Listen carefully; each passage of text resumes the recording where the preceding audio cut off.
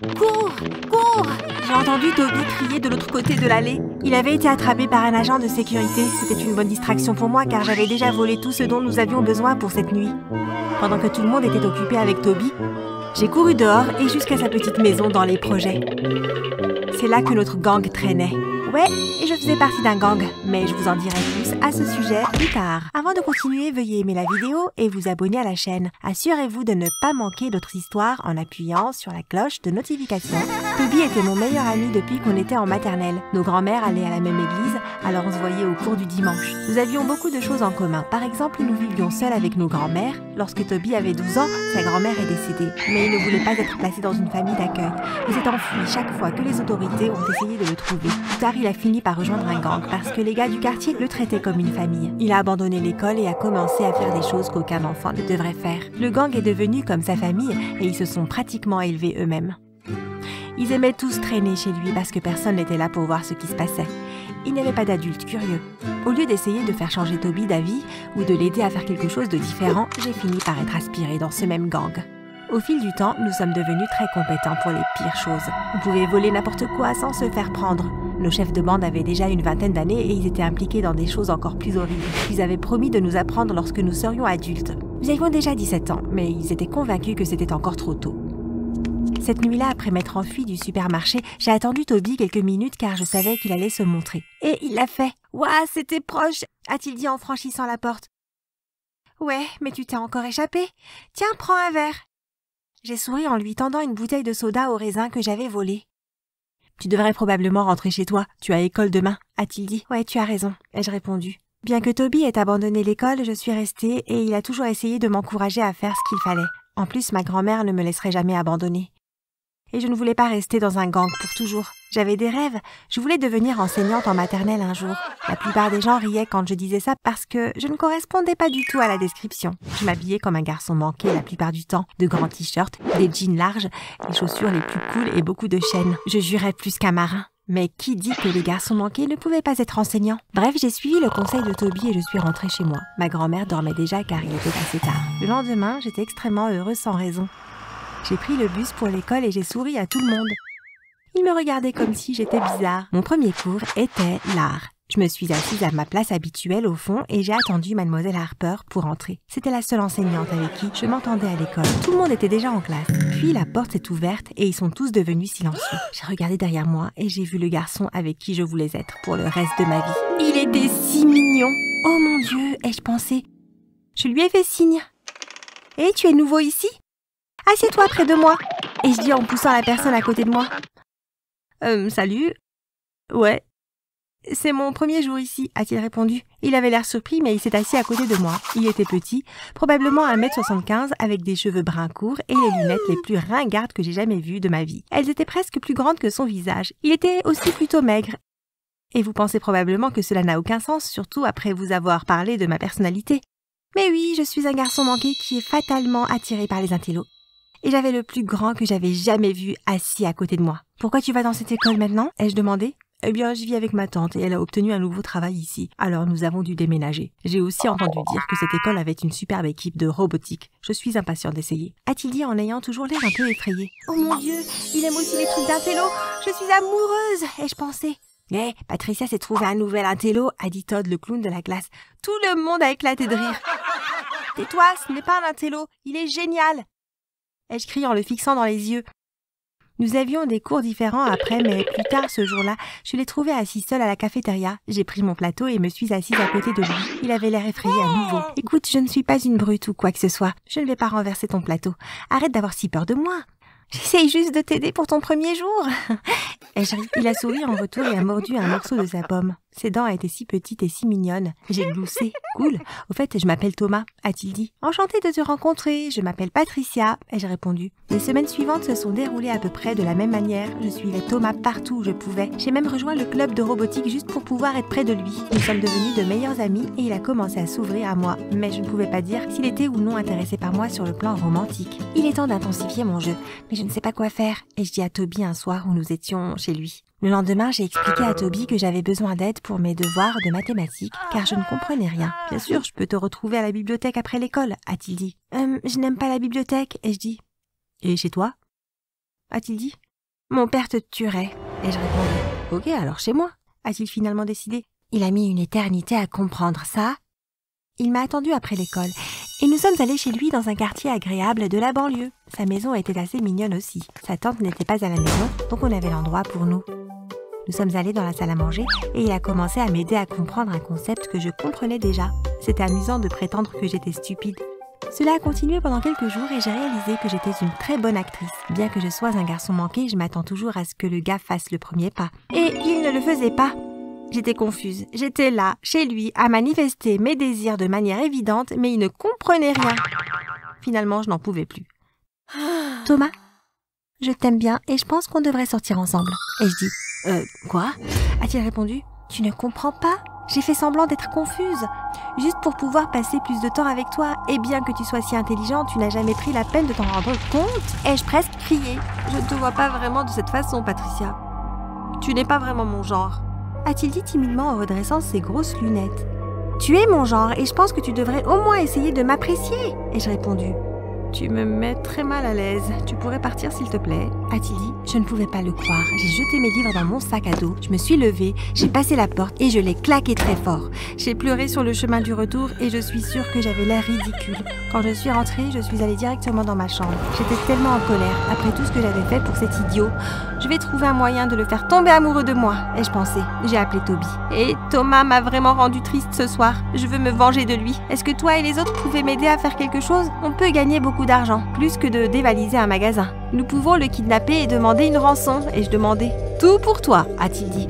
J'ai expliqué mon plan et il a dit qu'il allait parler au gars et qu'il me rappellerait dans un moment. Après quelques minutes, il a rappelé. C'est parti, ils ont accepté, a-t-il dit. Super, nous le ferons demain. Il quitte l'école vers 4 heures après le club de robotique. Il y a une petite allée qu'il traverse et qui est en quelque sorte déserte. On peut la voir là-bas. Et je dis, le lendemain, je ne suis pas allée à l'école. J'ai passé ma journée à répéter mon plan. Nous allions kidnapper Thomas et l'enfermer dans une pièce de la maison de Toby. Personne ne le découvrirait et toute mon équipe était bouleversée car ils pensaient qu'il m'avait brisé le cœur. Vers 3 heures, j'ai appelé les gars et ils m'ont dit que ce serait mieux s'ils s'occupaient seuls de la partie enlèvement. Ils m'ont demandé de les attendre à la maison de Toby.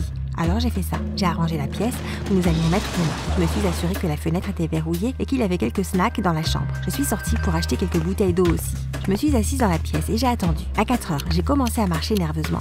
À 4h30, personne n'était encore entré. Quelque chose a mal tourné?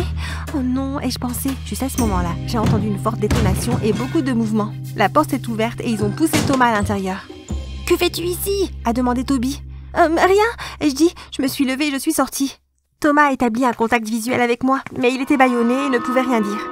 « Vous êtes en retard, que s'est-il passé ?» ai-je demandé. Eh bien, il était en retard. Et quand on l'a enfin vu marcher dans la ruelle, il tenait la main d'une fille. Elle lui ressemblait. Petite et ringarde aussi. Elle avait 2 nattes comme une enfant idiote. Mon Dieu, les intellos sont bizarres, a dit Toby. Il marchait avec une fille et je soufflais. Il me cachait une petite amie. Et j'étais en colère. Tu as l'air jalouse, a dit Toby. Bien sûr que je le suis. Je suis toujours amoureuse de ce type. J'ai commencé à pleurer. Patricia, a dit Toby. Quoi? Tu étais si aveuglément amoureuse de ce stupide intello que tu ne pouvais pas savoir que j'avais le béguin pour toi depuis longtemps? J'ai seulement accepté d'aider à kidnapper Thomas parce que je pensais que tu voulais te venger de lui. Je voulais lui faire du mal à cause de ce qu'il t'a fait, a-t-il dit. J'ai bugué. J'étais choquée. Toby? Amoureux de moi? Tu ne vas rien dire. Tu nous as demandé de le kidnapper pour te forcer à t'aimer? Parce que je ne pense pas que c'est comme ça que ça marche, a-t-il dit en ayant l'air déçu parce que je n'avais rien dit. En fait, c'est exactement pour ça. Je soupirais. Il a quitté la pièce et rien n'aurait pu me préparer à ce qui allait se passer ensuite. Il est revenu dans la pièce avec d'autres gars. Tu nous as impliqués dans ta petite histoire d'amour absurde et maintenant je ne suis même pas sûre qu'on aura de l'argent avec ça, a dit l'un des leaders. Ils m'ont attrapé et m'ont poussé dans la pièce où Thomas était retenu en captivité. Mais qu'est-ce que tu fais? Ai-je demandé. Tu vas payer pour ton comportement stupide, a-t-il répondu. Il a quitté la pièce et a verrouillé la porte. J'étais donc coincée avec Thomas. Il était toujours attaché et bâillonné, mais mes mains étaient libres, alors je l'ai détaché. Je suis désolée Thomas, pour une raison étrange, je pensais que ça aurait été une bonne idée et je dis « T'as complètement perdu la tête et je te déteste. » Eh bien, je comprends. Qui est la fille à qui tu tenais la main cet après-midi? Ma petite amie. Son nom est Olive. Tu te souviens quand je t'ai dit que tu n'étais pas mon type? Eh bien, elle, si. Elle a tout ce qu'il faut. Je pense que je l'épouserai un jour. Je brûlais de colère et de jalousie. Eh bien, tu es coincé avec moi pour le moment. Tu n'es même pas sûr de t'en sortir vivant et tu penses au mariage? Burk. Ai-je dit. Les gars nous ont laissés dans cette pièce pendant 2 jours. Ils jetaient toujours un peu d'eau et de la nourriture à l'intérieur pour que nous n'ayons pas faim. Mais je suis devenue extrêmement misérable. Tout ce que je faisais, c'était me disputer avec Thomas. Et je commençais à me demander ce que je lui trouvais en premier lieu. J'étais sûre que ma grand-mère perdait la tête en ce moment où j'étais et que la tante de Thomas avait déjà dû contacter la police. J'ai réfléchi à toutes sortes d'idées pour nous échapper, mais rien ne fonctionnait. Au moment où j'allais abandonner, Gary, un des chefs de gang, a ouvert la porte. Écoutez, les gars ont une mission importante ce soir et nous avons beaucoup de plans pour la semaine, donc ça n'a pas de sens de vous garder ici. Je vais vous laisser partir, mais si vous dites à quelqu'un qui nous sommes ou ce que nous vous avons fait, je vais vous faire du mal à vous et à vos familles. Alors inventez une histoire et faites en sorte qu'elle soit crédible. C'est un avertissement et je suis très sérieux. Maintenant dégagez. Nous étions libres. J'ai quitté cette maison très rapidement et je n'ai plus regardé en arrière. J'ai fait kidnapper mon béguin et ça s'est vraiment retourné contre moi. Je pense que j'ai gâché ma vie parce que j'ai perdu le garçon que j'aimais, mon meilleur ami et ma famille de gang. Je ne sais pas comment je vais m'en remettre, pour être honnête. Avez-vous un conseil à me donner? Dites-le moi dans les commentaires. J'ai vu Tony debout dans la cafétéria avec un groupe de ses amis. C'était mon crutch secret aussi longtemps que je me souvienne. Mon cœur battait si fort à l'idée de ce que j'étais sur le point de faire. Je suis restée là à le regarder, pendant ce qui m'a semblé être une éternité, essayant de trouver le courage d'aller lui parler. Ses amis lui ont dit au revoir et sont partis. C'était ma chance. C'était maintenant ou jamais. J'ai pris une grande inspiration et j'ai marché tranquillement vers lui. Quand je me suis approchée, il a levé les yeux et m'a souri. « Salut Tony !» ai-je dit, ma voix tremblant nerveusement. « Oh, salut Francesca !» a-t-il répondu. « Comment vas-tu ?»« Je vais bien !» ai-je bégayé. Tony m'a regardé d'un air interrogateur. Au début, je n'arrivais pas à sortir les mots, mais finalement, j'ai lancé. Je voulais te demander quelque chose. Voudrais-tu aller au bal de promo avec moi ?» Tony s'apprêtait à répondre quand j'ai entendu un rire venant de derrière moi. Je me suis retournée pour voir qui c'était. C'était Sarah, mon ennemie jurée. « Ah ah ah ah !» a-t-elle dit en riant. « Tu plaisantes ! Tony ne voudrait jamais aller au bal avec quelqu'un comme toi. » Mais avant de continuer, n'oubliez pas de liker, de vous abonner et d'appuyer sur la cloche de notification pour ne pas manquer d'autres histoires folles. Il me semblait que Sarah me détestait depuis toujours. Nous n'avions jamais été amis, mais nous restions en dehors du chemin de l'autre. Mais depuis que nous avions auditionné toutes les deux pour le même rôle dans la pièce de théâtre de l'école, les choses ont cessé d'empirer. Quand elle a découvert que j'avais obtenu le rôle à sa place, elle a commencé à faire tout ce qu'elle pouvait pour ruiner ma vie. Elle faisait tout pour m'embarrasser ou être méchante avec moi à chaque occasion. Je me tenais là à regarder ma némésis quand la chose la plus inattendue est arrivée. « En fait, Sarah, c'est là que tu te trompes, » a dit Tony. Je me suis tournée vers lui. « Francesca, j'adorerais aller au bal de promo avec toi, » a-t-il poursuivi. Mon visage s'est illuminé, je n'en croyais pas mes oreilles. Tony avait dit oui. Je ne pouvais pas m'arrêter de sourire. Je souriais littéralement d'une oreille à l'autre. Je me suis retournée pour regarder Sarah, mais elle s'éloignait. Je pouvais l'entendre marmonner quelque chose dans son souffle. « Tu vas le regretter. » Je l'ai ignoré, je n'allais pas la laisser gâcher ce moment. J'en avais rêvé tant de fois. J'ai dit au revoir à Tony et je suis allée trouver ma meilleure amie Lise. « Tony a dit oui !» lui ai-je dit complètement excitée. « Oh, c'est génial !» a-t-elle dit. « Je suis si heureuse pour toi. Maintenant, tout ce que tu dois faire, c'est de trouver la robe parfaite. » « Tu vas m'aider ?»« Bien sûr que je vais t'aider. » Le samedi suivant, Lise et moi sommes allés en ville. Il n'y avait qu'un seul magasin qui vendait des robes de bal. Nous voulions donc y aller tôt pour avoir le premier choix. J'ai regardé à travers les rangées et les rangées de robes. Elles étaient toutes belles et jolies, mais je voulais quelque chose de vraiment spécial. En cherchant, j'ai soudainement repéré la robe parfaite. Elle était verte émeraude avec des diamants cousus sur le devant. « C'est la bonne !» ai-je dit à Lise. « Je vais l'essayer. » Je suis allée dans la cabine et je l'ai mise. Elle m'allait comme un gant. Quand je suis sortie pour la montrer à Lise, elle a haleté. « Qu'est-ce que tu en penses ?» lui ai-je demandé. Oh, « Francesca, tu es magnifique !»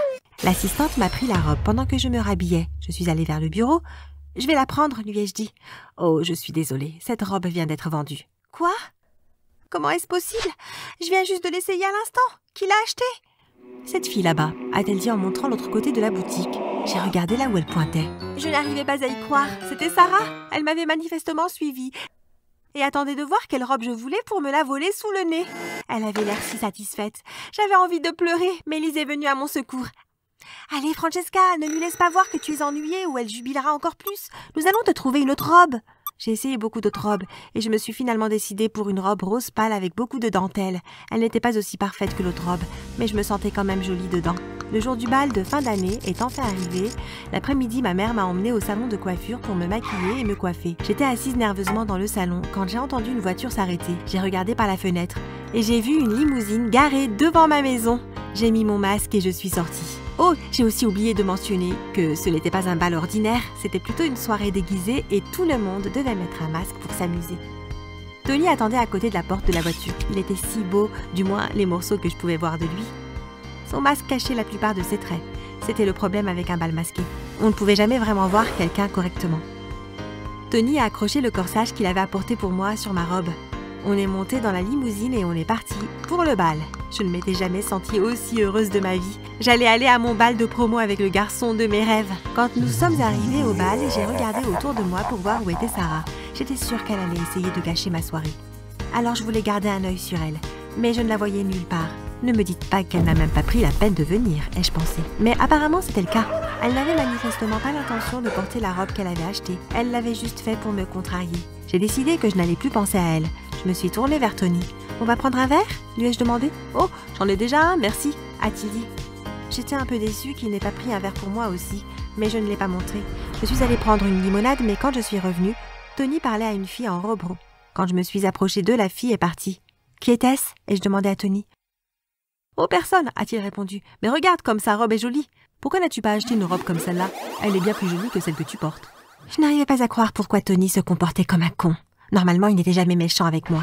Je me suis demandé si je ne m'étais pas complètement trompée sur lui. La goutte d'eau qui a fait déborder le vase, c'est quand je suis revenue des toilettes et que je l'ai vu danser avec la fille à la robe rouge. Je n'allais pas rester dans les parages pour le voir flirter avec une autre fille. J'ai trouvé une excuse pour dire à Alice que je ne me sentais pas bien et je suis rentrée directement chez moi. Le lendemain à l'école, j'ai cherché Tony. Je me suis demandé s'il allait s'excuser pour son comportement de la veille. Mais il n'était nulle part. Il n'est pas venu à l'école ce jour-là, ni le reste de la semaine. Au début, je ne m'en souciais pas vraiment, mais ensuite, j'ai commencé à penser que c'était un peu étrange. Normalement, il ne manquait jamais l'école. J'ai décidé d'aller chez lui pour voir s'il allait bien. Je savais que je ne devais pas vraiment me soucier de lui après la façon dont il m'avait traité au bal de fin d'année. Mais je n'y pouvais rien. Je tenais toujours à lui. Après l'école, je suis allée directement chez Tony. Quand je suis arrivée, sa mère a ouvert la porte. « Oh bonjour Francesca, que puis-je faire pour toi? Je suis juste venue voir si Tony va bien parce qu'il n'a pas été à l'école de toute la semaine. » La mère de Tony m'a regardée avec inquiétude. « Comment ça, il n'est pas allé à l'école ?» a-t-elle demandé. Elle m'a dit qu'il restait chez elle quelques jours depuis le bal, mais elle m'a assuré qu'il allait toujours à l'école. Qui l'a dit? Sarah? J'ai dit aux parents de Tony que ce n'était pas possible que ce soit vrai. Tony n'aimait pas du tout Sarah. Je savais qu'il n'y avait aucune chance qu'il passe une semaine chez elle. Il y a quelque chose qui ne va pas ici, a dit le père de Tony. Je pense que nous ferions mieux d'aller le trouver. Je vous emmène chez Sarah, leur ai-je dit. Nous sommes montés dans la voiture des parents de Tony et nous sommes allés directement chez Sarah. J'ai frappé à la porte bruyamment. Sarah a ouvert la porte, mais quand elle a vu que c'était moi qui me tenais là, elle a essayé de claquer la porte. J'ai mis mon pied dans l'embrasure de la porte pour qu'elle ne puisse pas la fermer. « Qu'est-ce que tu veux ?» a-t-elle craché. « Où est Tony? Qu'est-ce que t'as fait de lui? De quoi tu parles? Je n'ai rien fait. » Nous sommes passés derrière Sarah et sommes allés dans le salon. Tony était assis sur le canapé à regarder un film. « Tu vas bien ?» lui ai-je demandé. « Qu'est-ce qu'elle t'a... » Tony a levé les yeux. « Je vais bien, » a-t-il dit. « Maman, papa, que faites-vous ici ?» Francesca a pensé que tu pourrais avoir des problèmes, ont-ils dit. Tony avait l'air un peu confus. « Viens mon fils, on te ramène à la maison, » a dit le père de Tony. Dans la voiture sur le chemin du retour, Tony était très silencieux, il n'a pas dit un mot. Il est resté assis à regarder par la fenêtre de la voiture. C'était comme s'il était dans une sorte de transe. Ils m'ont déposé chez moi et en sortant de la voiture, j'ai dit au revoir à Tony, mais il ne m'a même pas répondu. Je n'arrêtais pas de penser à ce qui s'était passé la nuit précédente. J'ai décidé d'aller chez lui pour voir s'il allait bien. Quand je suis arrivée, Tony a ouvert la porte. Il m'a invitée dans la cuisine et m'a préparé un verre. Il agissait comme si rien ne s'était passé. Il était gentil, mais attentionné. Il était redevenu lui-même. Je ne comprenais pas pourquoi il avait agi si différemment avec moi au bal. « Pourquoi es-tu méchant avec moi au bal de promo ?» lui ai-je demandé. « Tu as dit que ma robe n'était pas belle et tu as dansé avec une autre fille juste devant moi. » Tony m'a regardé choqué. « Je ne suis pas allée au bal de fin d'année. Je pensais qu'il avait été annulé. Pourquoi penses-tu ça?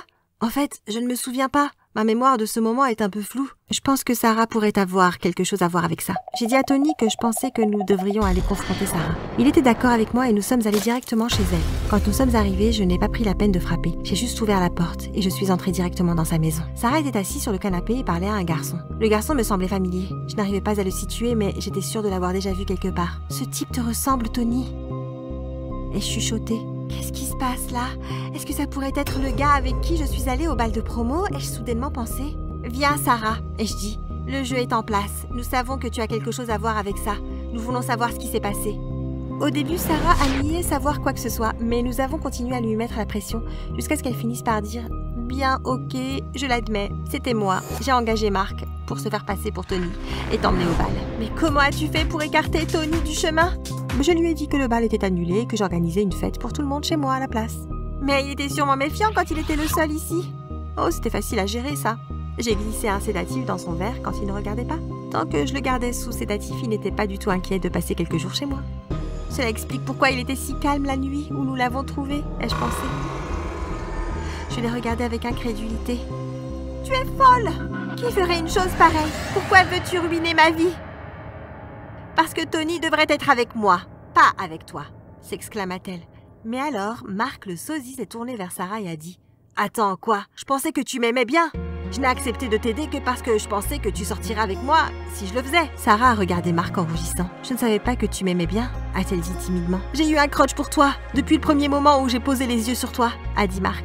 Cette querelle a duré trop longtemps, je ne veux plus me battre avec toi. On ne peut pas juste être amis. » Sarah rougissait beaucoup maintenant et elle regardait Marc, moi, puis Marc à nouveau. « Bien, a-t-elle marmonné. Nous avons accepté de nous réconcilier, les choses se sont finalement parfaitement déroulées. Sarah a commencé à sortir avec Marc et il n'a pas fallu longtemps pour qu'il devienne sérieux. J'ai peut-être raté le bal de promo de mes rêves avec Tony, mais j'ai eu quelque chose d'encore mieux. Tony m'a demandé d'être sa petite amie. En fin de compte, Sarah et moi nous sommes bien entendus. Nous sommes même sortis tous les 4 ensemble pour un double rendez-vous. « Sacha, tu as encore pris mes chaussures sans permission. Je vais t'achever. » Ma grande sœur Clarisse a crié assez fort pour que tous nos voisins l'entendent. Elle était si ennuyeuse. Elle avait 18 ans et elle pensait qu'elle était meilleure que nous tous. Nous étions 3 à vivre avec ma mère. Il y avait moi, Clarisse et ma sœur Jenna, âgée de 5 ans. Mon père était dans l'armée et je ne l'avais pas vu depuis des années.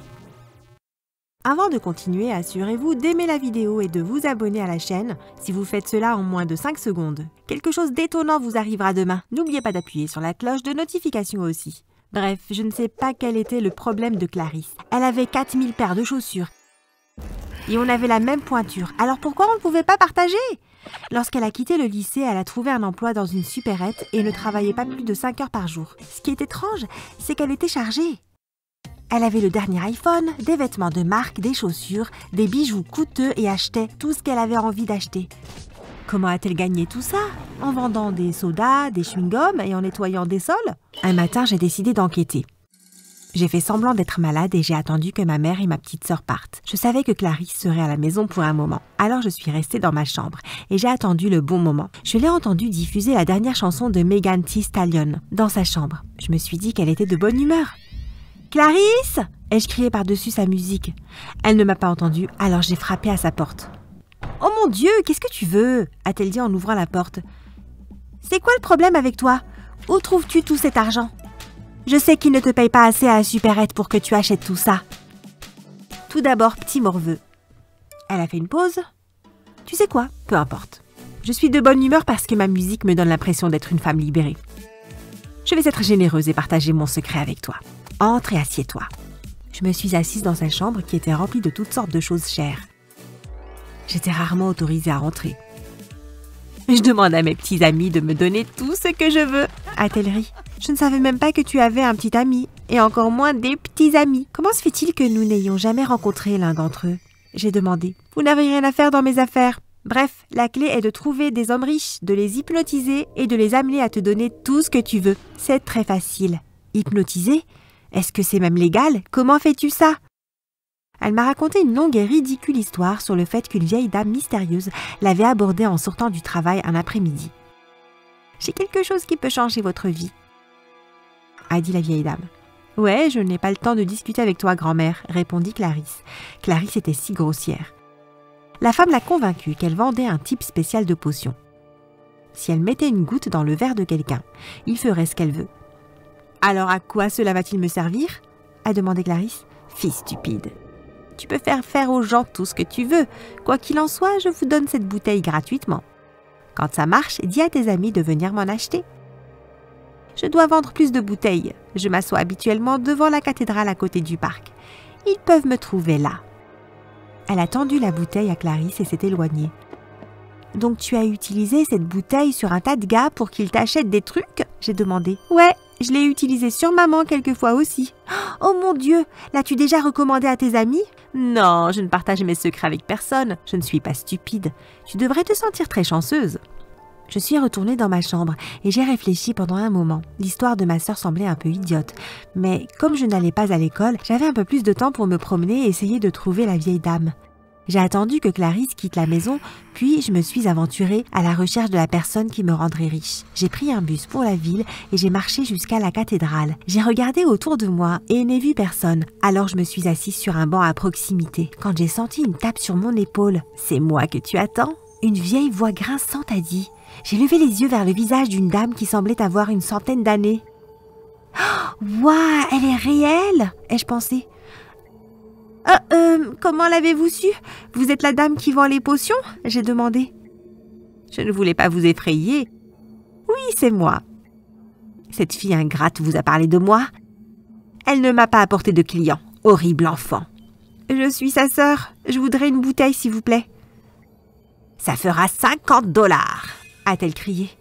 Je n'en ai que 10. Je ne savais pas que ce serait si cher, ai-je pleurniché. J'ai négocié avec elle et j'ai fini par obtenir qu'elle me donne la bouteille. J'ai dit que je reviendrais lui donner plus d'argent une fois que j'aurai trouvé quelqu'un qui me donne tout ce que je veux. J'ai séché tout le chemin du retour et j'ai commencé à planifier ce que je ferais le lendemain. Je devais cibler le garçon de ma classe qui avait le plus d'argent. Il s'appelait Michael et, fait intéressant, j'avais le béguin pour lui depuis le CE2. Mais il y avait un problème. Il sortait déjà avec la fille la plus populaire de notre année. Son nom était Amber et elle est affreuse. Le lendemain, j'ai harcelé Michael toute la journée. Mais je ne l'ai pas laissé me voir. Il semblait qu'Amber n'était pas à l'école car elle le suivait partout. J'ai attendu jusqu'à ce que je trouve le moment parfait. Il était seul, cherchant quelque chose dans son casier. Je me suis glissée à côté de lui et j'ai fait de mon mieux.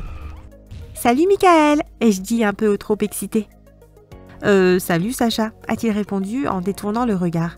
Je pensais, veux-tu déjeuner avec moi aujourd'hui? Il a eu l'air un peu confus pendant un moment et n'a rien dit. Tu sais que j'ai une petite amie, n'est-ce pas? Oui, ce n'est pas ça. Amber est mon amie. Je n'essayerai jamais ce que tu penses. Je veux discuter du projet d'histoire. J'ai une idée intéressante et j'aimerais avoir ton avis. C'est tout. Oh, cool. Je te verrai à la cafétéria alors. Tu sais où j'ai l'habitude de traîner. À l'heure du déjeuner, j'ai trouvé Michael assis avec son meilleur ami Robert. Ils avaient tous deux leur nourriture devant eux et 2 grandes tasses de jus d'orange. Ça va être trop facile, ai-je pensé. Je me suis assise en face d'eux avec confiance. « Salut !» ai-je dit. « Salut ! Alors, de quoi voulais-tu discuter encore ?» Michael a demandé tandis que Robert nous regardait tous les deux avec confusion. Le projet d'histoire. Mais d'abord, sais-tu qu'ils servent des brownies dans la station de dessert? La dame de la cafétéria vient d'en déposer un nouveau bouquet sur le comptoir quand je partais. Je savais que les brownies étaient ses préférés. Michael et Robert se sont levés et sont allés chercher les brownies que j'avais préparés. J'ai regardé autour de moi pour m'assurer que personne ne regardait. J'ai pris la bouteille de potion et j'en ai mis une goutte dans les 2 tasses de jus d'orange. J'ai refermé la bouteille et les remise rapidement dans mon sac à dos. Les garçons sont revenus en ayant l'air défaits. Il n'y avait pas de brownies. Tu faisais une sorte de farce? A demandé Robert. Ouais, buvez un peu de jus avant qu'il ne devienne chaud. Ai-je souri. Ils avaient l'air confus, mais ils ont tous 2 pris une gorgée. Robert, je vais avoir besoin que tu ailles chercher de nouveaux amis maintenant, ok? J'aimerais parler à Michael seul à seul, ai-je dit. Robert n'a pas répondu. Il s'est simplement levé et est allé à une autre table. Waouh, ai-je pensé. Maintenant, toi, Michael, j'ai le béguin pour toi depuis le CE2 et je ne comprends pas ce que tu vois dans cette horrible fille qu'est Amber. Tu dois l'appeler et rompre. Puis tu vas me demander si je veux venir avec toi pour regarder un film plus tard. Compris? Ouais, en fait, je vais le faire tout de suite, a-t-il répondu sans hésiter. Il a pris son téléphone portable, a appelé Amber et lui a dit qu'il ne voulait plus jamais avoir affaire avec elle. Je pouvais l'entendre crier et pleurer à travers le téléphone. C'est tellement divertissant. Quand il a raccroché, il m'a regardé et a souri. Alors, ma chère Sacha, aimerais-tu venir chez moi ce soir pour regarder un film? Je passe te prendre à 6 heures. Enfin, le chauffeur de mon père le fera. Je n'ai pas encore l'âge de conduire. Bien sûr, à plus tard. Je suis partie et je suis sortie me laver le visage dans les toilettes des filles. Est-ce que cette potion stupide a vraiment marché? Comment c'était possible? Est-ce que je rêvais? Tout cela était fou et incroyable, mais j'étais sur le point de m'amuser. Ce soir-là, j'ai tout raconté à ma sœur et je l'ai suppliée de me laisser emprunter une de ses tenues de luxe. Après qu'elle ait finalement accepté, elle m'a donné un avertissement. Assure-toi de lui faire boire une potion tous les 5 jours. Une goutte suffit généralement à maintenir une personne sous ton charme pendant un certain temps. Mais elle doit continuer à en boire ou elle cessera de faire ce que tu veux, a-t-elle dit. Et n'oublie pas, tu me dois 10% de tout, a-t-elle ri. Peu importe, Clarisse, ai-je dit. Puis j'ai entendu le bip d'une voiture dehors. J'ai regardé par la fenêtre et j'ai vu une limousine. Waouh, ai-je dit. Comme j'étais sur le point de sortir, ma mère a crié. Où crois-tu aller? Tu es punie. Je l'avais complètement oublié. Je suis coincée. Que dois-je faire à présent? Ai-je pensé. Clarissa m'a fait un clin d'œil et tout est devenu plus clair. J'ai couru à la cuisine, rempli un verre d'eau et mis une goutte de potion dedans. J'ai marché vers ma mère et j'ai dit « Maman, je suis désolée de t'avoir épuisée. Voici de l'eau pour que tu puisses t'hydrater. » ai-je dit. Elle a pris le verre de ma main et a bu. « Maman, tu vas me laisser aller à ce rendez-vous et faire ce que je veux à partir de maintenant, d'accord ?» ai-je dit. « Ok, chérie, amusez-vous bien, » a-t-elle dit. J'ai couru hors de la porte et dans la limousine. Michael était assis sur le siège arrière. Il y avait des boissons, des collations et toutes sortes de choses merveilleuses. Lorsque nous sommes arrivés devant sa maison, j'ai été encore plus choquée. C'était plus grand que n'importe quel manoir que j'avais imaginé. Il m'a fait entrer et m'a emmené dans le salon qui était probablement plus grand que ma maison entière. Son écran de télévision était plus grand que le grand écran que j'avais vu dans la plupart des cinémas. Nous avons regardé un film, puis je suis devenue plus curieuse de savoir à quoi ressemblait le reste de sa maison. Je lui ai demandé de visiter la maison et quand nous sommes arrivés à sa chambre, j'étais fascinée. Il y avait tout ce qu'un adolescent pouvait souhaiter. « Est-ce que c'est une Nintendo Switch? J'ai toujours voulu en avoir une !» ai-je crié. « Ouais, c'est ça, mais je ne l'utilise pas vraiment », a-t-il répondu. « Je peux la voir ?» Bien sûr, après avoir pris tous les gadgets cool que je voulais, j'ai décidé de lui demander quelle était son allocation hebdomadaire. Eh bien, je n'ai pas d'argent de poche. Mon père me donne juste sa carte de crédit et me laisse acheter ce que je veux, a-t-il dit. Tcha-ching, jackpot, ai-je pensé. Ma sœur était très fière de moi quand je suis rentrée à la maison. J'étais tellement motivée que j'ai fait un plan pour le reste du mois sur la quantité d'argent que j'espérais gagner. Tchac! À la fin de la première semaine, j'avais déjà convaincu Michael de me donner 5 000 $. Non seulement je me suis enrichie, mais j'ai vraiment apprécié de passer du temps avec Michael. Il me donnait enfin toute l'attention que je voulais depuis le CE2. Nous allions aux rendez-vous les plus chers possibles et je n'avais jamais été aussi heureuse. J'ai pu goûter à toutes sortes d'aliments exotiques dont je n'avais jamais entendu parler auparavant. Je l'ai aussi obligé à m'emmener à l'animalerie et j'ai eu 2 millions petits caniches. Je les ai appelés Flip et Flop. J'allais partout avec eux dans mon grand sac à main de créateur. Enfin, sauf à l'école où les animaux n'étaient pas autorisés. On sortait ensemble depuis quelques mois et un matin, je me suis regardée dans le miroir et je me suis à peine reconnue. J'avais l'air d'une autre personne avec tous ses vêtements coûteux, ses coiffures incroyables et ses ongles faits par des professionnels. J'étais même gênée quand je voyais de vieilles photos de moi. Puis un jour, alors que je pensais demander à Michael de nous emmener, moi et ma famille, en vacances coûteuses, j'ai réalisé que j'étais presque à court de potions. Je me suis rapidement rendue à l'endroit près de la cathédrale où j'avais repéré la vieille dame quelques mois auparavant. Elle était assise juste là. « Salut, j'ai besoin de plus de potions, s'il vous plaît !» ai-je dit. « Tu as oublié notre accord. Tu étais censé revenir me payer après avoir commencé à recevoir de l'argent. Et je sais que vous en avez reçu. Je peux à peine te reconnaître. » a-t-elle dit. « Ouais, eh bien, je suis désolée pour ça. J'étais juste tellement prise partout. » J'ai soupiré en lui glissant un billet de 100 $. « Votre argent est insultant. J'ai une potion qui peut hypnotiser n'importe qui pour qu'il me donne ce que je veux. Qu'est-ce qui te fait penser que j'ai besoin de ton argent? C'est le principe qui compte, et vous n'êtes tout simplement pas une fille de parole. Je ne te donnerai plus de potions. Tu es une mauvaise personne. » a-t-elle dit en s'éloignant. À ce moment-là, j'ai su que c'était fini, pour moi comme pour Clarisse. Mais l'argent n'avait plus d'importance pour moi car j'étais amoureuse de Michael. Ma conscience est devenue très lourde. Alors j'ai décidé de lui dire la vérité un après-midi. « Tu mettais des trucs dans mes verres? T'es folle ?» a-t-il crié. « Oui, je suis désolée Michael, mais je suis vraiment tombée amoureuse de toi et je veux qu'on reste ensemble. » « Il n'y a absolument aucun moyen pour que je puisse à nouveau te faire confiance, » a-t-il dit. Il est parti et a refusé de me parler depuis. Donc maintenant je suis célibataire et fauchée. Clarisse et moi sommes retournés près de la cathédrale à maintes reprises. Mais c'est comme si la vieille dame avait tout simplement disparu. J'espère qu'un jour nous la rencontrerions à nouveau et qu'elle reconsidérera sa décision. Nous allons essayer d'être de meilleures personnes vraiment. Et si jamais vous la rencontrez, dites-lui que nous sommes désolés.